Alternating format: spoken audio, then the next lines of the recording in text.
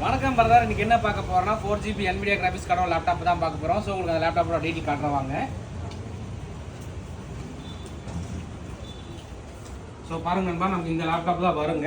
So இந்த லேப்டாப்ல பார்த்தீங்கன்னா 4GB NVIDIA கிராபிக்ஸ் கார்டோட வந்திருக்கு. ஸோ இதில் ஒரு சின்ன மைனஸ் என்னன்னா ஸ்பீக்கர் மட்டும் எடுக்க நண்பா. நீங்கள் எக்ஸ்டர்னலாக ஸ்பீக்கர் போட்டு எடுத்துக்கலாம், ப்ளஸ் வந்து ப்ளூடூத் மூலிமா ஸ்பீக்கர் போட்டு எடுத்துக்கலாம். ஸோ இப்போ இந்த லேப்டாப்போட டீட்டெயில் என்னங்கிறது உங்களுக்கு காட்டுற பாருங்க. ஸோ லேப்டாப் பாருங்கள் 4GB NVIDIA கிராபிக்ஸ் கார்டோட வந்திருக்கு. நிறைய நம்பர் பார்த்தீங்கன்னா நம்மகிட்ட 4GB NVIDIAவோட கேட்டிருக்கீங்க. ஸோ இதில் வந்து நமக்கு ஸ்பீக்கர் மட்டும் இன்பில்ட்டாக எடுக்காதங்காட்டிக்கு இந்த லேப்டாப்போட ரேட்டு பார்த்தீங்கன்னா நம்ம 22,500 தரோம். i5ல 7th ஜென்ரேஷன். ஸோ உங்களுக்கு கான்ஃபிக் காட்டுறோம் பாருங்கள். இன்டெல் கோர் i5ல 7th ஜென்ரேஷன்.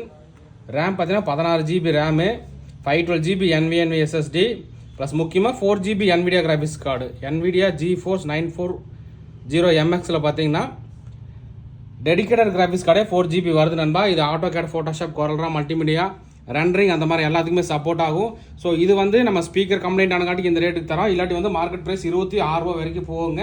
இந்த லேப்டாப்போட ரேட் நம்ம தரது 22,500 தரங்க.